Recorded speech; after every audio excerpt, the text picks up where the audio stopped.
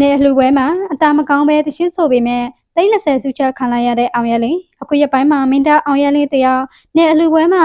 ဇပွဲတစ်ခုမှာတရှင်းသွားဆိုခဲ့ရကနေဝေဖန်မှုတွေရောအံ့ဩစရာတွေပါတပြိုင်တည်းထွက်ပေါ်လာခဲ့ပါတယ်။အံ့ဩစရာကဘာလဲဆိုတော့သူတရှင်းဆိုတာအတာမကောင်းဘူးပြီးမဝင်ဘူးဝေဖန်ခံရတဲ့အကြားထဲကနေဒီပွဲမှာတင်စုကြီးငွေသိန်း20ရှင်းမြင့်ခံခဲ့ရလို့ပရိသတ်ကြီးတို့တည်တဲ့အတိုင်းပဲမင်းသားအောင်ရလင်းဆိုတာမြန်မာတနိုင်ငံလုံးကမိတ်ကလေးပိတ်သက်တွေရဲ့အသေးဆွဲပါသူရဲ့ရုပ်ရည်က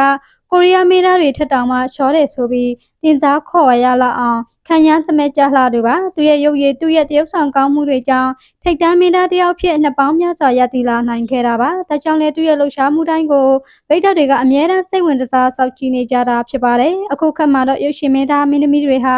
တရုပ်ဆောင်တာတစ်ခုတည်းနဲ့မလုံလောက်တော့ပါဘူး။နယ်ပွဲတွေရှိုးပွဲတွေမှာတရှင်းဆိုဝင်ငွေရှာနိုင်ဖို့ပိတ်သက်ရဲ့နိစ္စဖို့တရှင်းဆိုတာကိုပါကြံထားရပါတယ်။တချို့ဆိုရင်မင်းသားအေရှားမောင်တို့လိုတရှင်းဆိုတာအကန့်အကျစ်တာတွေပါတည်တံ့တင်ယူနေကြရပါပြီ။ဒီချိန်မှာပဲမင်းသားအောင်ရလင်းတရားပြီးခဲ့တဲ့ရက်ပိုင်းကအနေမျိုးတစ်ခုကအလှူပွဲမှာလူရှင်တော်စူပါဘဲတို့ရဲ့ဇပွဲအထူးနဲ့အတူတွားရောက်ဖျော်ဖြေခဲ့ပါတယ်။ဒီပွဲမှာတရှင်းဆိုခဲ့တဲ့ဗီဒီယိုဖိုင်တွေအွန်လိုင်းပေါ်တက်လာတဲ့အခါမှာတော့ဝေဖန်မှုတွေဆူညံသွားခဲ့ပါတယ်။ပိတ်သက်အရှိုးကအောင်ရလင်းအတန်ကသေးတဲ့အတန်ကြောင်းနဲ့တရှင်းဆိုကကီလုံးဝမဝင်ဘူး။နားထောင်ရတာအဆင်မပြေဘူးဆိုပြီးတော့ပြင်းပြင်းထန်ထန်ဝေဖန်ခဲ့ကြပါတယ်။ဝေဖန်မှုတွေကြားတဲ့က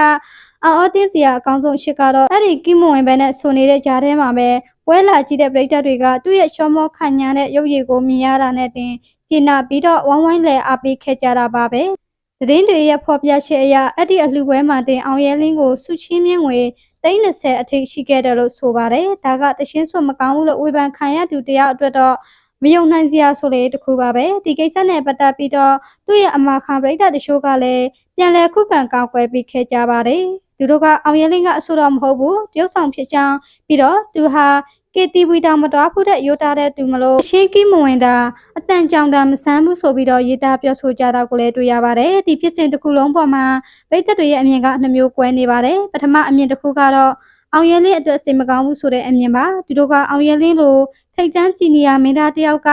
ရုပ်ရှင်ကားကြီးတွေမရရတော့လို့ဒီလိုအလှပွဲဇက်ပွဲတွေလိုက်လံတီးဆိုဖျော်ဖြေရတာဟာ